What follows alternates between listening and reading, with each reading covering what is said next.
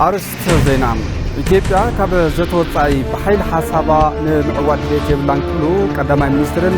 لاعلواي عزاز سراويتن أبي أحمد تزاريبهم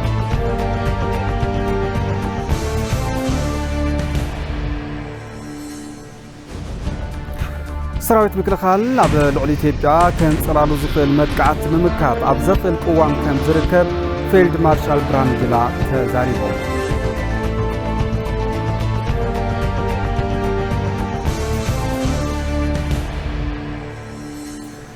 كاب زينوطاي أب أمريكا جزات مين كتما لويستن أب زركب ريستورانت حدا والكسب بزخفته تفسي هيوت عسى تشدش سبات خلافو تغليصون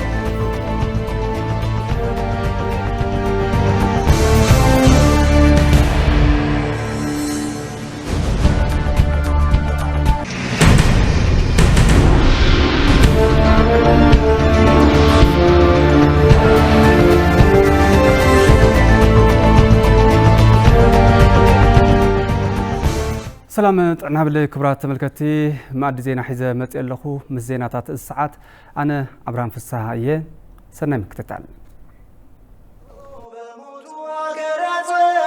يالش سراوي تايالو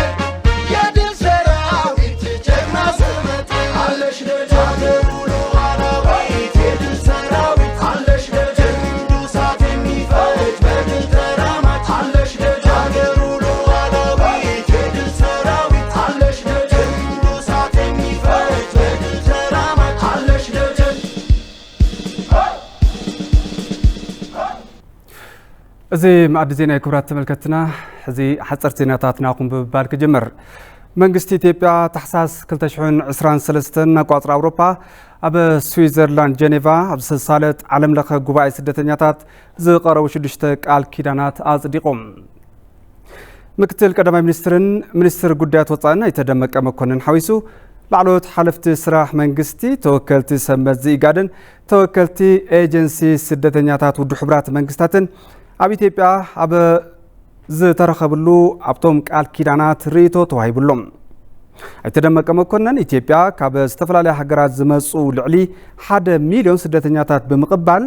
ኣብ ምትንጋድ ከም ትርከብ ተዛሪቦም ኣብ ኢትዮጵያ ዝርከቡ ስደተኛታት ምስ ማሕበረሰብ ኮይኖም ምንባር ዘኽእሉ ሰነድ ቃል ኪዳናት ምስ ስንድኡ ሓቢሮም ኣሎም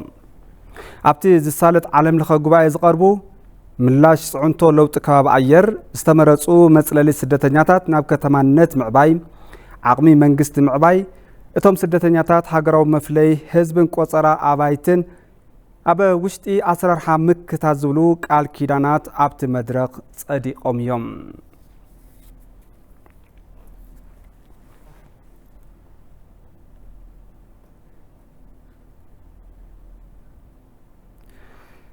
ኣብ ዝኾነ እዋንን ቦታን ንሰራዊትና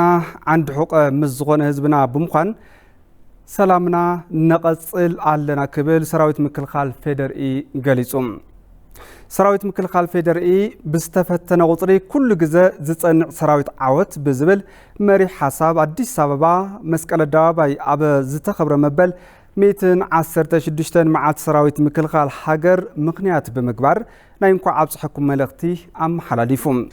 ብተወሳኺ ምስ መላእ ህዝብና ብምዃን ንሰላምን ልምዓትን ሃገርና ብሓባር እንስለፈሉ ዕለት እዩ ክብል ገሊጹሎም ኢትዮጵያ ዓዲ ካብ ጸላኢ ናይ ምክልኻል ታሪኽ ተጋድሎ ካብ መንጎ ዘለወን ሃገራት ብጀጋኑ ደቃ ቅድሚት እትስለፍ ታሪኻዊት ሃገር እያ ግዳማዊ ወረርቲ ሃገራት ናይ ውሽጢ ጎንፂ ኣብ ዘጋጥመሉ እዋናት ብባንዳታት ኣብ ዝተፈተነትሉን ኣብ ዝኾነ ዘበን ፈተና ወረርቲ ብምስጋር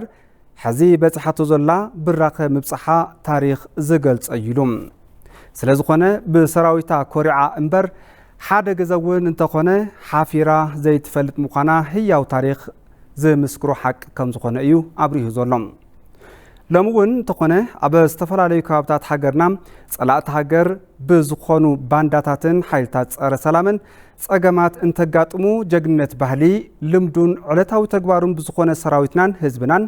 ፈተና ዕንቅፋታት ሰላም ብምጽዋር ሃገርና ኣብ ጎደና ልምዓት ትርከብ ክብል ገሊጹ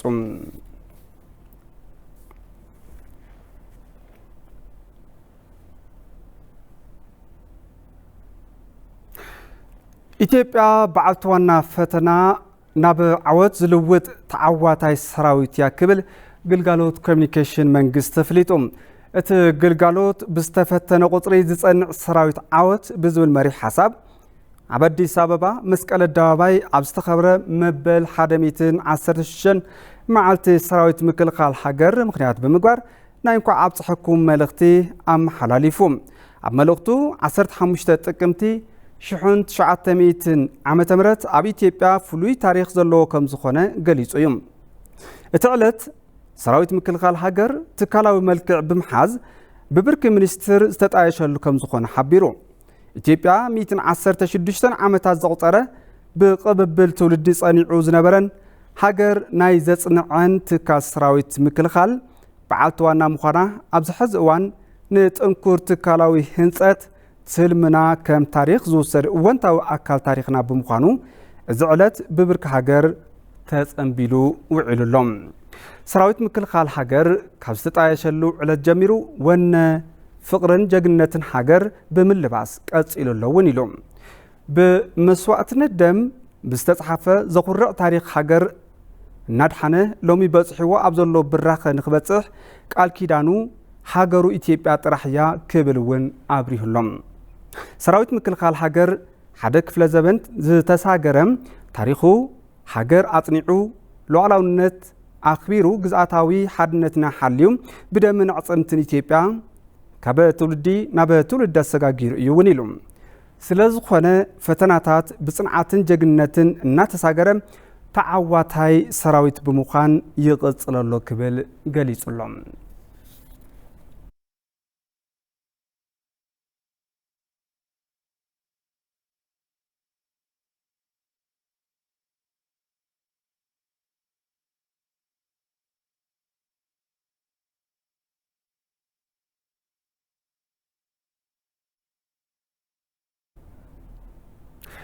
مسي تتحيزو لومي استخبره معلتي سراويت مكلخال زملكت مسلاو تحزتلو نعو تخاتلنا المرس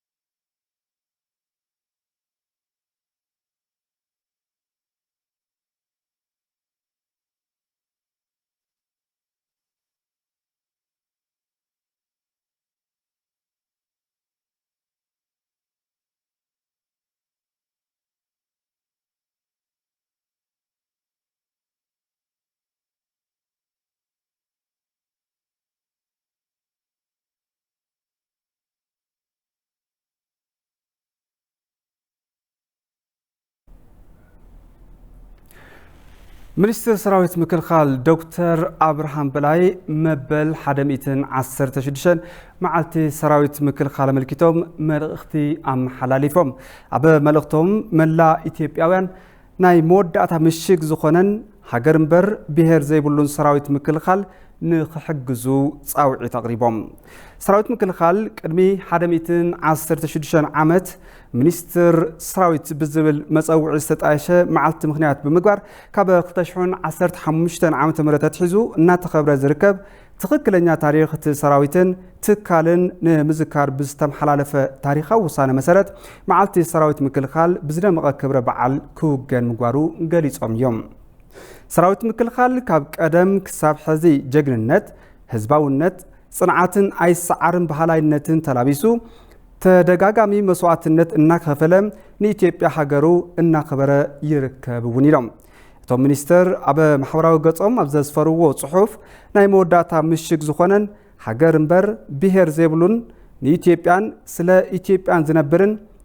ዝስዋዕን ሰራዊት ምክልኻል ከምቲ ልሙድ ሓገዝን ሞራልን ከይፍለዮ ናይ ሓደራ መልእኽተይ በዘጋጣሚ ከመሓላልፍ ይደሊ ኢሎም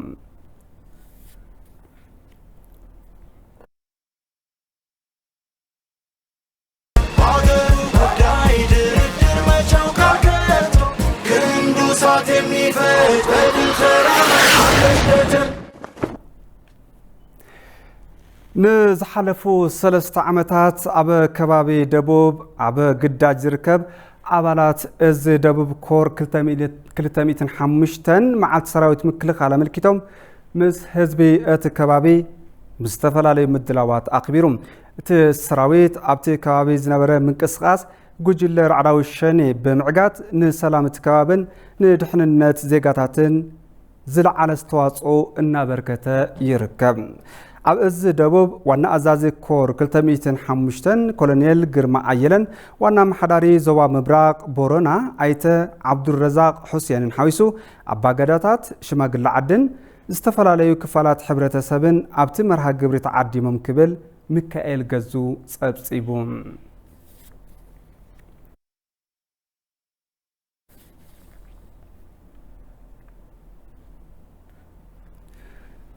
ኣብ ኣዲስ አበባ መስቀል ኣደባባይ ዝተኸብረ መዓልቲ ሰራዊት ምክልኻል ሃገር ብሰላም ከም ዝተዛዘመ ሓበራዊ ግብሪ ሓይሊ ጸጥታን ድሕንነትን ኣፍሊጡ እቲ ዕለት ኣመልኪቱ ንተሽከርከርቲ ዕፁብ ኮይኖም ዝነበሩ መንገድታት ብምኽፋት ስሩዕ ግልጋሎት ይወሃብ ከም ዘሎ ካብ ፖሊስ ኣዲስ አበባ ዝረኸብናዮ ሓበሬታ የረድም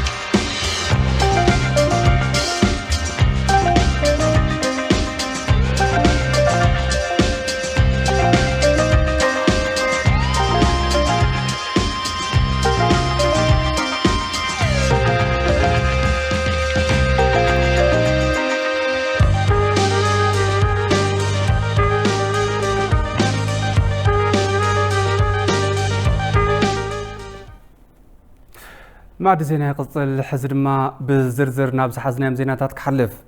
إثيوبيا كابا زتوصعي بحيلي حسابا نمعواد دليتي بلان كبلو قداماي منسترن لعلواي عزازي سراويتن أبي أحمد تزاريبهم توم قداماي منستر نزيز بولو مبل 116 معالت سراويت مكلخال أبا استخبر الأوان أبزم حالفو ملقتيوم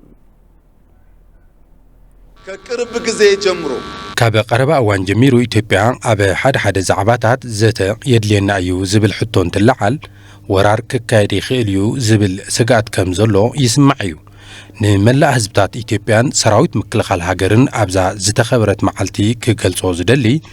إثيوبيا بحيلن بورارن كتعوتو تدليو ولا حد نجر يلن نحبراو روحا نسراويت نحبراو روحا نحبراو عبيد نحبراوي معبالة كله سعراي أبا زقبر قدات مسا أحواتنا تزاتينا حبراوي روحا نخبر مبر بحيلي دليتنا نمعوات أبا لعلي أحواتنا كعتا نسحب كم زي كنا بصنوع كرقاق لكم يفتو سراويت مكلخال إثيوبيا كاب محلاو حليفو صاقا من زقات من قرابة هاجرات تبصحنتو نمقصال كسرحون قداماي منستر أبي أحمد صاوعي تقريبهم توم قداماي منستر مبل 116 معالتي سراويت مكلخال انتخبر كذكروا زقبهم قدات ون عالعلم اللوم عندنا فلما إثيوبيا بزخون حيلي تسعيراي تفلتن حزون أي تسعرن خلاي إثيوبيا نزخونة هاجر وريراي تفلتن حزون نزخونة هاجر أي توررن سالساي كم شمو سراويت مكلخال زخونة حيلي أبناي 100 عامة تاريخو وعلى حدا جزي متكع مقتال مدفع حسيبو سريحي يفلتن شموون مكلخاليو زسرحون هاجرو كاب متكعتي مكلخال مبر متكع يكونن بمخانو سراويت مكلخالنا عبا زخونة جزي بناي عرسو تبقسو هاتكعي يفلتن حزون نزخونا أكل أي تكعن رابعي سراويت مكلخال هاجر أبا وشت هاجر طرح زي كونس أبا أفريكا طرحون زي كونس أبا كورياون كم زرعيو أخبار سلام كوينو نزحالفو بزحات عامتات صريحيو حزون أخبار سلام كوينو أبا وشت عدن وطان بنقحات كسرحيو سراويت مكلخال أبا لعلي إثيوبيا كان صلالو زقل مدقعت ممكات أبا زقلن أبا زتأمامن قوام كم زركب فيلد مارشال برهانو جولا تزاريبهم زتفلالي دليت زلوهم حيلتات أبل علي إثيوبيا نعبي نمفتار يسرحو مهلاوم مردا كم زقباون فيلد مارشال برهانو جولا قليس أمرلهم نيس أبصاب توماس حيلو جيتاچو علمو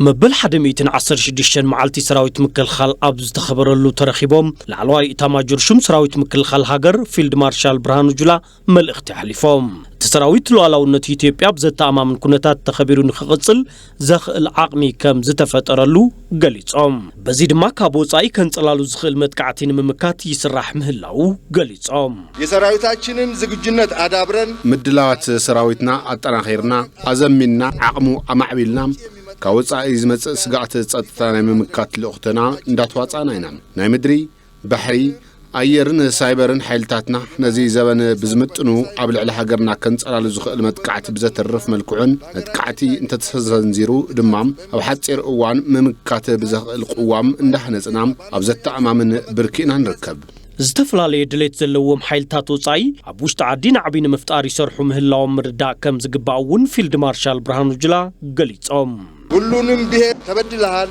በሚል ስሜት ውስጥ ንኹሉ ብሄር ተበድል ኻይኻ ኣብ ትሕቲ ዝብል ስምዒትን ኽኣት ብምግባር ንዕውትነት ድሌት ደጋው ጸላእቲ መፈጸም ክኾኑ ንምግባር ጻዕሪ ይግበረሎ ኢትዮጵያውያን ውሽጣዊ ጸገማቶም ዝኾነ ባዕድ ከየእተው ባዕሎም ተዘራሪቦም ዝፈትሕሉ መገዲ ክሳብ ዘይተኸተሉ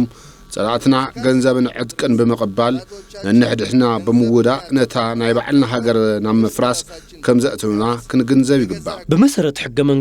መንግስቲ ካብ ምርጫው ጻይን ምቅያር ዝግበር ምንቅስቃስ ጎንጽን ህልቂትን ዘስዕም ምዃኑ ካብ ዝተፈላልያ ዝፈረሳ ሃገራት ምምሃር ይግባእውን إعلام. عندنا بوليتيكينيوش. حدا بوليتيكينيات بدحريت خوينهم بزودوا وم عطوقات حيلتات بمرز عمن قصيز غير له عمارات كي تقتلهم بحيل دليتهم مفتعم زجور وم قصقاس هجر كمان بتان وصعي استرجع عمن قستن استفلي تأمر أيمتن. أبوشت عدي زنقساقسوس تفلاليو حيلتات يفصموهم زلو تنكوياتات نممكاتي سراح كم زلوون قليصهم ሀገር ውስጥ የሽብር ኃይሎች أبوشت عدي زلو رعداو حيلتات بصنفنياتات شفاتون كمون كابزن كابتن تنكويو تنكوياتات بممكات أب هاجرنا زت أمام سلام بمعسال كمون أول معات نخنة تكر بزيد مام كابد خنة نناقف اللخنتات نخفتار نمقبار لعلز خنا وان مدلاونا نهزويك قلص فتوم شم سراويت مكل خال نمصلام علمهم صرح زلو أكلات أي خساخ علومن كبلو فيلد مارشال برهانو جلام أرديوم ጠላቶቻችን صلاتنا نسراويت مكل خالنا أب عودة خينات سعيرهم هجرنا مفراس دليتهم معوات كم زي خلوم سلسة جنزوم بالعلزي جنا سراويت وفرت على عم كادركم بإثيوبيا ونتوز أنحن أبزخنا يخون وانا كاب إثيوبيا ونتوز يوردن أمرارحن عبالاتن تسراويت عمندر كود وان بقشة خفاف الوني سعريهم يخون بر بترجع كم تزرار من يوم زيفتنا صلاتنا أبزخنا يخون وانا نخيس سخعن حلم خينو نخترفن زخل وشتاوي دكتورين زلنام تنكار سراويت بزقبع حلو خينو قصل يخون أفتنا كوينو زتنكرن وناني عوتن كوينو زقصل سراويت نايم هناس كيديجن تتناخيرو كم زقصل لعلوي إتاما جرشم سراويت مكل خال هاجر فيلد مارشال برهانو جلا تزاريبوم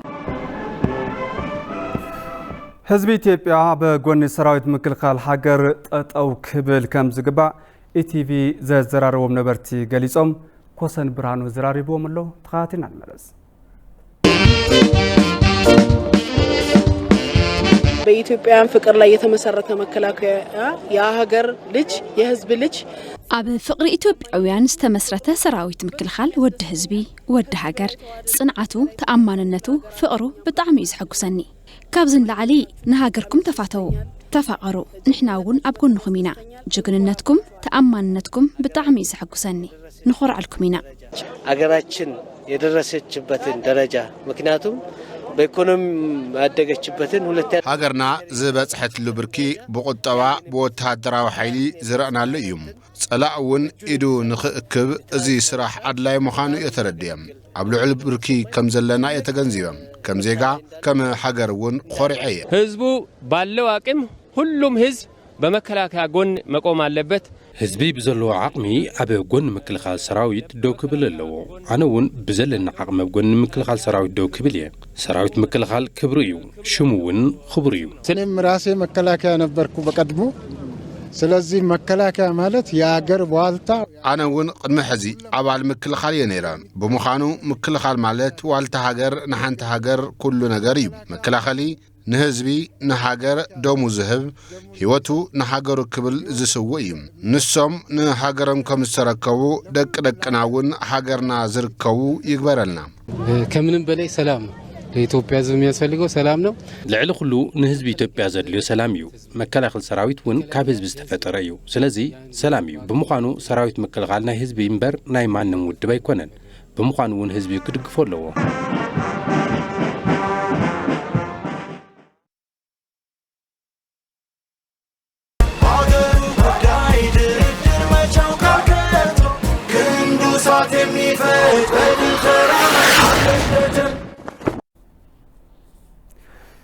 بمفلات كونه بزي مفلات أحلفنا ذهبنا يوبر بحري كن ملس يقبع قبلو تزاويرنا زرارمنا يوم نبرت كتم أديس سابا رئيتو قليس اللو ملوبران قرماي عزراري باتملام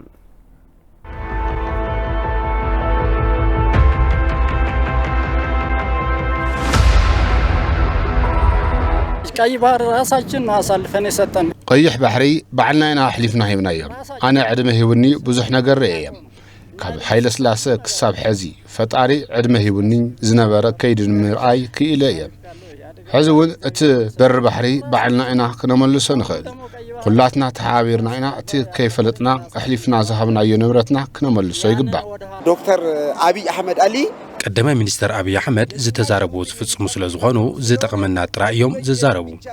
ኣብ መንጎ ዶክተር አብይ አሕመድን ኣባናን ዘሎ ሓደ ፈላላይ ንሶም ኣብ ላዕሊ ተቐሚጦም ንሕና ድማ ኣብ ታሕቲና እቲ ዝተረፈ ጉዳይ ሓደ ይገብረና እዩ ስለ ዘይንርድኦም እምበር ንልምዓት ሃገር ኢሎም እዮም ላዕልን ታሕትን ዝብሉ ዘለዉ ታሪክ ስለ ዝነበረና ታሪክና ንምምላስ ኢሎም እዮም ብዘይድቃስ ይደኽሙ ዘለዉ ስለዚ ኩላትና ኣብ ጎኖም ክንኸውን ይግባእ ሓንቲ ነብሲ እያ ዘላቶም ንሶም ንመጻኢ ወለዶ እዮም መንገዲ ዝጸርጉ ዘለዉ ቀይ ባህር ማለት ያው እንደ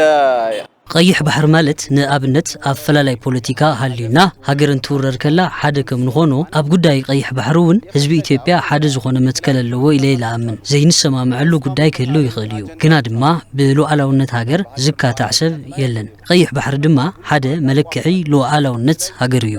በምሁራኖች ሲታይ بعين موران انترى نحنا نودب جيبوتي نخفلو واقع كراي مالتون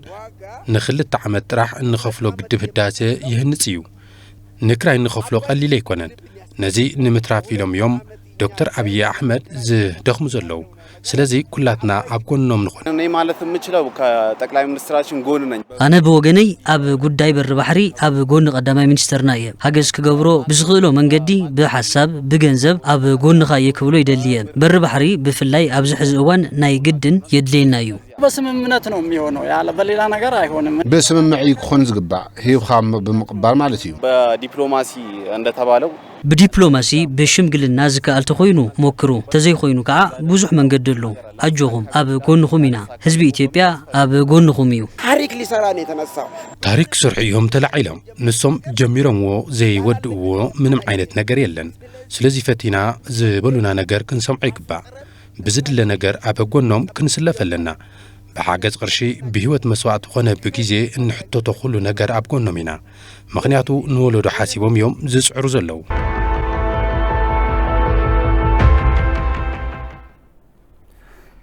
ኣብ ክልል ትግራይ ቀልቢ በጻሕቲ ዓዲ ካብ ዝዓርፈሎም ብርክዝ ዝበሉ ተፈጥራውን ታሪኻውን ከባብታት ሓደ ጎቦታት ገረዓልታን ገዳም አቡነ የማእታን ይርከብዎም ይኹን እምበር ፈለማ ብምኽንያት ኮቪድ-19 ስዒቡ ድማ ብምኽንያት ኩናት ኣብቲ ከባቢ ዝረአ ዝነበረ ፍሰት በጻሕቲ ዓዲ ተዛሒሉ ይርከብ ክብሉ ወሃብቲ ርእቶን ዝምልከቶም ሰብ ብጽሒት ኣካላትን ገሊጾም ኣሎም ኣብቲ ከባቢ እኹል ምዕረፍ ኣጋይሽን ግልጋሎት ወሃብቲ ትካላትን ንምምላእ ተወሳኺ ጻዕሪ ከም ዝሓትት ድማ ተገሊጹሎም በሪዩ ብርሃነ ክልል ትግራይ ካብ መንጎ ዝተዓደለቶም ተፈጥራዊ ወይ ድማ መልክዓ ምድራዊ ጽባቐኦም ጎቦታት ገረዓልታ እዞም ጎቦታት እዚኦም ከም ገዳም አቡነ የማእታ ዝበሉ ጥንታውያን አብያተ ክርስቲያን ሓቂፎም ዝሓዙ እዮም ናይ ገዳም አቡነ የማእታ መጻጻ ያው ሓምሻይ ክፍለ ዘመን መጨረሻ እዮም መጽዮም ዝሮ በይኖም ይኮን መጽዮም ከዓ አማጻጽኦም ያው ተስዓቱ ቅዱሳን ኩሎም በሓባር ያው ተስዓቱ ቅዱሳን ኢና ንጽውዖም ኩሎም ኣብ ውሽጢ ትግራይ ኣለዉ የማእታ ሻምናይ ማለት እዩ ኣብዚ ኣብ ውሽጢ ገረዓልታ ኣብቲ ዘለና ህዝ ገዳም ይርከቡ ታሽዓይ ጉባውን ያው ገረዓልታ ቤተ ጸሎቶም ኣለዎም ኣብዚ የብታሕተሎ ምድረ በለው ዝበሃል ካብዛ ገዳም አቡነ የማእታ ኣብ መበል ሸርሻይ ክፍለ ዘበን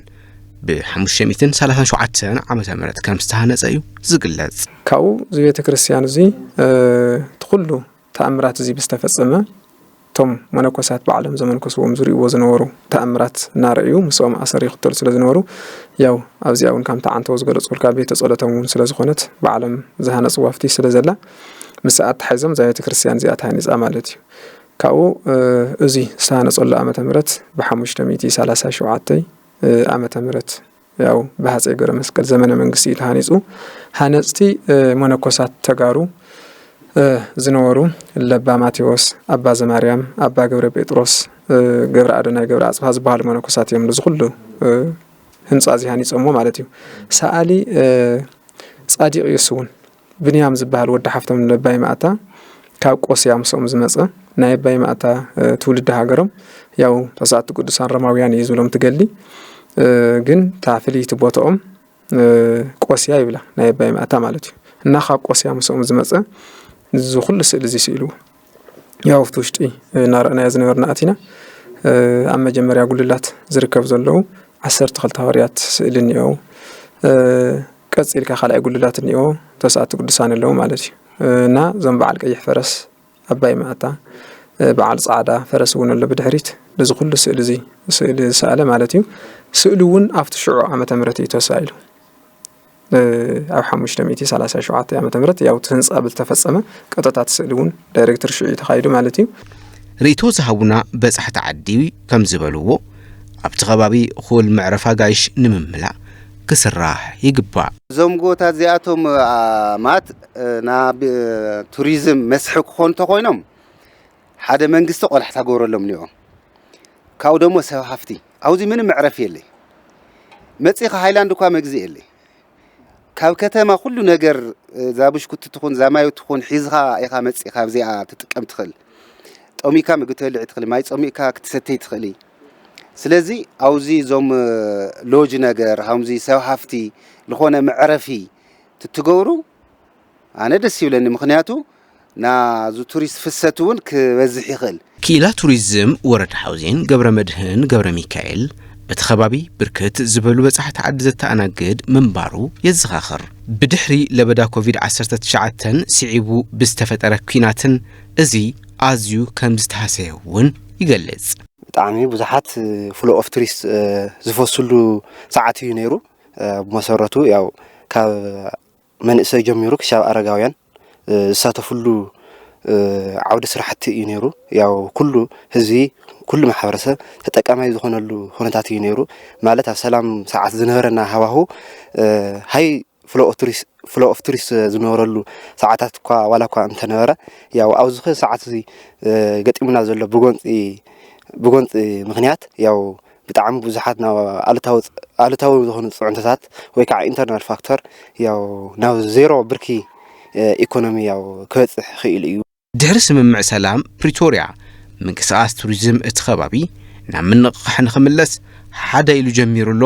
ከም መብርሂ ክኢላ ቱሪዝም ገብረ መድህን ገብረ ሚካኤል ኩል መዕረፊ ኣጋይሽን ካልኦት ኣገደስቲ መሰረተ ልምዓትን ንምምላእ እውን ሰብ ሃፍቲ ኢንቨስት ክገብሩ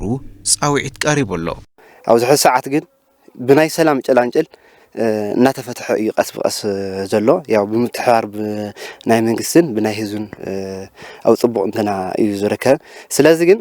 ኸዚ ያው እንገብሮ ዝግበአና ያው መንግስትን ህዝብን ብምትሕባር ያው ዓድና ዘለና ሃፍትታት ዘለና ተፈጥራዊ ሃፍትታት ኩሉ ያው ክንፈትሖ እዩ ዝግበአና ተሓባቢርና ተኣናጂና ክንፈትሖ እዩ ዝግበአና ተይተጠራጠረ ናብ ገዳም ኣውነ ማእንታ መፅኡ ኢንቨስት ክገብር ክጉብኒ ሃገር ክዕቢ ይኽእል እዩ ባህላ እየ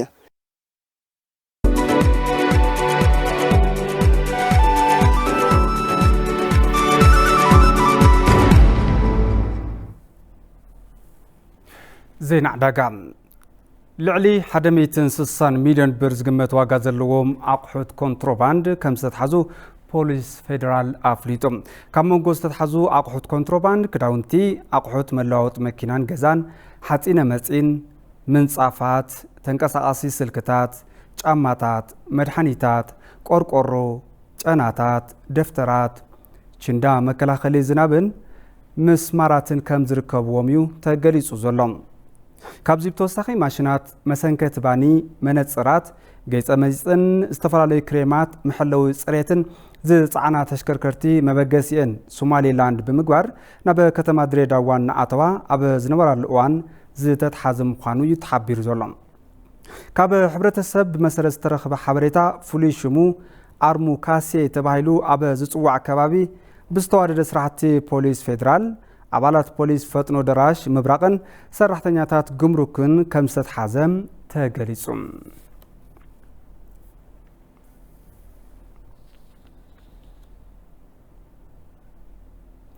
ሕዚ ድማ ናብ ዜና ወፃኢ ክሰግር ኣብ ኣሜሪካ ግዝኣት ሜይን ከተማ ሉዊስተን ኣብ ዝርከብ ሬስቶራንት ሓደ ውልቀ ሰብ ብዝኸፈቶ ተኽሲ ህይወት 16 ሰባት ምሕላፉ ተገሊጹ ነቲ ተኽሲ ዝኸፈተ ውልቀ ሰብ መጥቃዕቲ ድሕሪ ምብጽሑ ካብቲ ቦታ ምህዳሙን ብዙሓት ኦፊሰራት ፖሊስ እታ ግዝኣት ነቲ ሰብ ንምሓዝ ኣብ ኣለሻ ከም ዝተዋፈሩን ኣሶሺየትድ ፕሬስ ጸብጺቡሎም ፖሊስ ኣብ ዘውፅኦ መግለጺ ነቲ መጥቃዕቲ ዝፈጸመ ውልቀ ሰብ ሮበርት ካድ ዝተባሃለ ወዲ 40 ዓመት ሰብኣይ እዩ ሮበርት ካድ ኣብ ኣሜሪካ ግዝኣት ሜይን ከተማ ሳኮ መምህር ተኽሲ መሳርሒ ኩናት ከም ዝነበረ ተመላኺቱ ኣብ ኢድ ኣካላት ሕጊ ዝኣተወ ሓበሬታ ከም ዘመላኽቶም ኣብ 2023 ዓመተ ምህረት ፈረንጂ እዋን ክራማት ኣብታ ግዝኣት ኣብ ዝርከብ ማእኸል ጥዕና ኣእምሮ ንክልተ ቅነታት ዝኣክል ጻንሒት ምግባሩ ተሓቢሩሎም ኣብ ኣሜሪካ زينا قتلت مسمع እናተለመደ ዝመፀ እንትኸውን ዝተፈላለዩ ወገናት ግን ኣብ በዓል ዋናነትን ቁፅፅርን መሳርሒ ዘድሃበ ጥብቕ ዝበለ ሕግን ክወፅእ እናሓተቱ ይርከቡ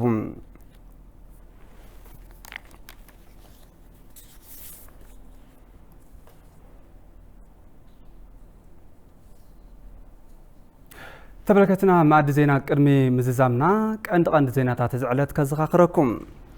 ኢትዮጵያ ካብ ዘተወፃኢ ብሓይሊ ሓሳባ ንምዕዋድ ድሌት የብላን ክብሉ ቀዳማይ ሚኒስትርን ላዕለዋይ ኣዛዚ ሰራዊትን ኣብይ ኣሕመድ ተዛሪቦም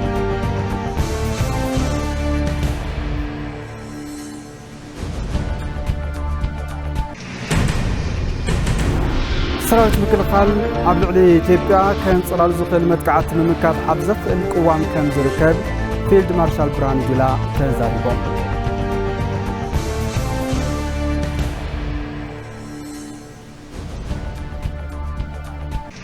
ካብ ወፃኢ ኣብ ኣሜሪካ ግዛኣት ሜን ከተማ ሉዊስተን ኣብ ዝርከብ ሬስቶራንት ሓደ ውልቀ ሰብ ብዝኸፈቶ ተኽሲ ህይወት 16 ሰባት ምሕላፉ ተገሊጹ